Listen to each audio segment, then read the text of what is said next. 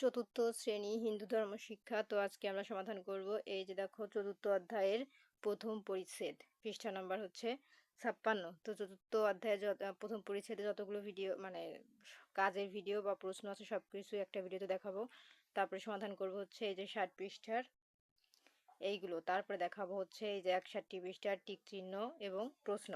তো পরবর্তীতে আছে আমাদের দ্বিতীয় পরিচ্ছেদ। তো দ্বিতীয় পরিচ্ছেদ আরেকটি ভিডিওতে দেখাবো। আজকে হচ্ছে আমরা শুধু প্রথম পরিচ্ছেদের ভিডিও দেখাবো। তো চলো ভিডিওটি শুরু করি এবং বলে রাখি চ্যানেলটি সাবস্ক্রাইব করে দিতে। সাবস্ক্রাইব করলে কিন্তু আমি ভিডিও আপলোড করলে অটোমেটিক তোমাদের ফোনে ভিডিওগুলো পৌঁছে যাবে এবং সার্চ করাও লাগবে না, অটোমেটিক ইউটিউবে চলে যাবে।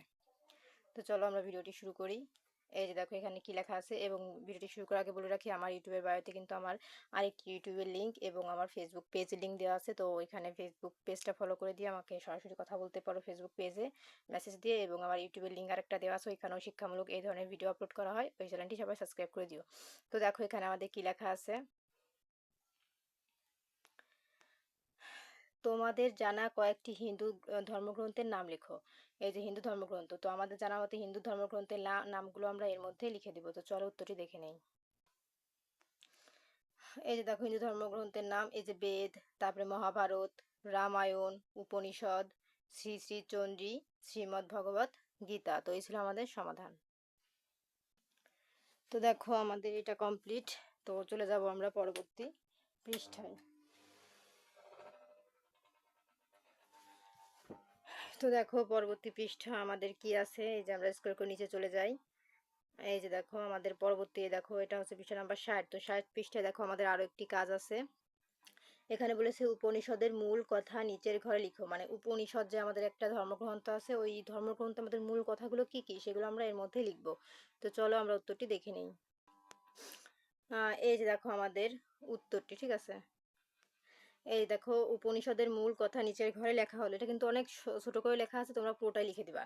ব্রহ্ম সত্য, জগৎ মিথ্যা, জীব ও ব্রহ্ম এক, এটাই উপনিষদের মূল কথা। উপনিষদে লেখা আছে এই বিশ্ব ব্রহ্মাণ্ডের মূলে আছেন ব্রহ্ম, তিনি সত্য ও চৈতন্যময়। এছাড়া আর যা কিছু রয়েছে সবই অসত্য ও জড়, ব্রহ্মকে লাভ করাই হচ্ছে জীবের একমাত্র লক্ষ্য। তো দেখো প্রিয় শিক্ষার্থীরা আমাদের কিন্তু এটা কমপ্লিট। এখন আমরা চলে যাব পরবর্তীতে শূন্য স্থানে। তো দেখো এখানে আমাদের আছে শূন্য স্থান পূরণ করো। একে আছে হিন্দু ধর্ম ড্যাশ গ্রন্থ। তো কি হবে, এরকম 5টি আছে। তো চলো আমরা এর উত্তরগুলো দেখে নেই। তো এই যে দেখো আমাদের এখানে উত্তরগুলো দেওয়া আছে। এই যে প্রশ্ন, হিন্দু ধর্ম ড্যাশ গ্রন্থ কি হবে, প্রাচীনতম ধর্ম। আর বেদ শব্দের অর্থ হচ্ছে জ্ঞান। 3 নাম্বার, আমি অগ্নির স্তুতি করি। 4, ব্রহ্ম নিরাকার। 5, তিনি সত্য ও চৈতন্যময়। তো দেখো আমাদের কিন্তু এই শূন্য স্থান কমপ্লিট। এখন আমরা চলে যাব খ নাম্বারের, বাম পাশের সাথে ডান পাশের বাক্যাংশের মিল করো। তো আমরা এদের এইটার সাথে কোনটা মিলে, চলো আমরা উত্তরটি দেখে নেই। এই যে দেখো আমাদের উত্তর, ঠিক আছে। এই যে মিলকরণের উত্তর, এখানে লেখা আছে দেবতাদের স্তুতি ও প্রার্থনামূলক মন্ত্র রয়েছে ঋগ্বেদে। এই যে যেটা কালো করে তার সাথে হবে মিলকরণ, ঠিক আছে। মানে এটা হচ্ছে আমাদের প্রথমটা, আর লাস্টে যে মিলকরণ হচ্ছে এটা, ঠিক আছে। 2 হবে যজ্ঞের মন্ত্র আছে যজুবেদে। তোমরা কিন্তু এই যে লেখা আছে উত্তর বইয়ের সাথে দাগ টেনে মিলাই নাও। 3 নম্বর হবে সাম অর্থ গান। 4, ভেষজ বিদ্যা সম্পর্কে আলোচনা করা হয়েছে অর্থবেদে। তো এই ছিল কিন্তু আমাদের ডান বামের সমাধান। তো দেখো প্রিয় শিক্ষার্থীরা আমাদের কিন্তু এই 60 পৃষ্ঠার ডান বাম কমপ্লিট। এখন আমরা চলে যাব টিক চিহ্নের সমাধানে। দেখো 1 নম্বরে বলেছে হিন্দু ধর্মের প্রধান ধর্মগ্রন্থ। তো হিন্দু ধর্মের প্রধান ধর্মগ্রন্থ কি হবে, বেদ। 2 নম্বর, বেদ কার বাণী। তো বেদ কার বাণী হবে, সঠিক উত্তর হবে আমাদের গ, ঈশ্বরের। 3, ঋগ্বেদে কতটি মন্ত্র আছে, তাহলে আমাদের 3 এর সঠিক উত্তর হবে গ, 10,552টি। 4, ব্রহ্ম কি, তাহলে ব্রহ্ম কি হবে, উত্তর হবে ক, সত্য। 5, নিচের কোনটি উপনিষদ। তো নিচের কোনটি উপনিষদ, উত্তর হবে এই যে গ, মুন্ডক, ঠিক আছে। তো এই ছিল কিন্তু আমাদের সমাধান। এখন আমরা চলে যাব দেখো এই যে আমাদের ঘ নাম্বার আছে নিচের প্রশ্নগুলো সংক্ষেপে উত্তর দাও, মানে এগুলো হচ্ছে আমাদের ছোট করে সংক্ষিপ্ত উত্তর দিতে হবে।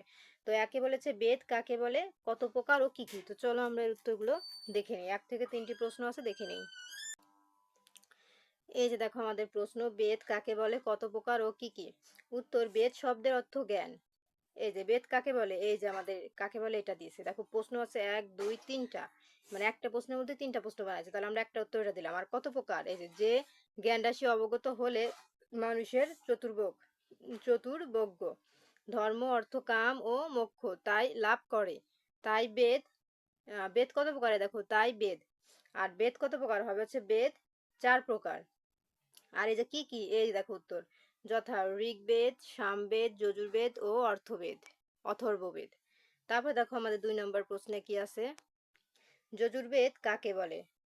উত্তর হবে, যে মন্ত্রগুলো যজ্ঞের সময় উচ্চারণ করা হয় সেগুলোকে যজুর্বেদ বলে। যজুর্বেদ 2টি শাখায় বিভক্ত, শুক্ল যজুর্বেদ ও কৃষ্ণ যজুর্বেদ। 3 নম্বর, উপনিষদে কেন বেদান্ত বলা হয়। উত্তর, বেদের শেষে বা অন্তিমে অবস্থিত বলে উপনিষদকে বেদান্তর বলা হয়। তো দেখো আমাদের কিন্তু এই ঘ নাম্বারের উত্তর কমপ্লিট। এখন আমরা চলে যাব ম নাম্বারের নিচের প্রশ্নগুলোর বর্ণনামূলক উত্তর দাও, মানে এগুলো হচ্ছে আমাদের একটু বড় করে লিখতে হবে, সেগুলোকে বর্ণনামূলক প্রশ্ন বলে। দেখো একে বলেছে ধর্মগ্রন্থ কাকে বলে, তোমার জানা কয়েকটি হিন্দু ধর্মগ্রন্থের নাম লেখো। তো এটা হচ্ছে 1 নাম্বার, এরপরে 2 3 4টি প্রশ্ন আছে। তো চলো আমরা এগুলো পড়িয়ে উত্তর দেখি। এই যে দেখো আমাদের বর্ণনামূলক প্রশ্ন, এই যে প্রশ্নটা তো আগেই পড়েছি, এখন আমরা উত্তরটি পড়ব। দেখো উত্তর হবে, ধর্মের বাণীকে ধারণা করে এমন গ্রন্থকে ধর্মগ্রন্থ বলে। আমার জানা কয়েকটি হিন্দু ধর্মগ্রন্থের নাম নিচে লেখা হলো। 1 বেদ, 2 আরণ্যক, 3 উপনিষদ, 4 পুরাণ, 5 রামায়ণ, 6 মহাভারত, 7 শ্রীমদ্ ভগবদ গীতা, 8 শ্রী শ্রী চণ্ডী ইত্যাদি। এগুলোর মধ্যে বেদ আমাদের প্রধান ধর্মগ্রন্থ। এখন দেখো 2 নাম্বার প্রশ্নের উত্তর। এই 2 নাম্বার প্রশ্নে ছিল সামবেদ সম্পর্কে লেখো। উত্তর, সাম মানে গান, যে মন্ত্র গান গাওয়া যায় তাকে সাম বলে। যজ্ঞ করার সময় দেবতাদের উদ্দেশ্যে মন্ত্রগুলো সুর দিয়ে পাওয়া হয়। সাম মন্ত্রে গ্রন্থিত বেদ হচ্ছে সামবেদ। সামবেদে সর্বমোট 1801টি মন্ত্র রয়েছে। সামবেদ পদ্য রচিত। এটা আমাদের 2 নাম্বার কমপ্লিট। এখন চলে যাব 3 নাম্বার প্রশ্নে। 3 নাম্বার আছে, উপনিষদ বলতে কি বোঝায়, 5টি উপনিষদের নাম লেখো। উত্তর, যে বিদ্যা নিশ্চয়তার সঙ্গে গুরুর নিকটে বসে একনিষ্ঠভাবে অর্জন করা হয় তাই উপনিষদ। উপনিষদ বেদের জ্ঞানকাণ্ড হিসেবে পরিচিত। উপনিষদের মূল আলোচ্য বিষয় হলো ব্রহ্ম। নিচে 5টি উপনিষদের নাম লেখা হলো। 1 মান্ডুক্য, 2 ছান্দোগ্য, 3 তৈত্তিরীয়, 4 শ্বেতাশতর ও 5 বৃহদারণ্যক। 3-এর পরে দেখো আমাদের 4 নাম্বার প্রশ্নে কি লেখা আছে, ব্রহ্ম সম্পর্কে 5টি বাক্য লেখো। উত্তর, ব্রহ্ম সম্পর্কে 5টি বাক্য হলো। 1 ব্রহ্ম নিরাকার, অনন্ত, অনাদি ও চিরসত্য। তিনি আত্মারূপে সকল জীবের মধ্যে বিরাজমান। তিনি বিশ্ব ব্রহ্মাণ্ডের মূলে অবস্থান করেন। তিনি সত্য ও চৈতন্যময়। ব্রহ্ম ছাড়া সবই অসত্য ও জড়। তো এই ছিল কিন্তু আমাদের 1 থেকে 5টি বাক্য। ঠিক আছে, এই আমাদের উত্তর। তো দেখো প্রিয় শিক্ষার্থীরা, আমাদের কিন্তু এই নাম্বারের বর্ণনামূলক প্রশ্ন কমপ্লিট। তো পরবর্তীতে এই দ্বিতীয় পরিচ্ছেদের ভিডিও দেখার জন্য অবশ্যই সাবস্ক্রাইব মাই চ্যানেল।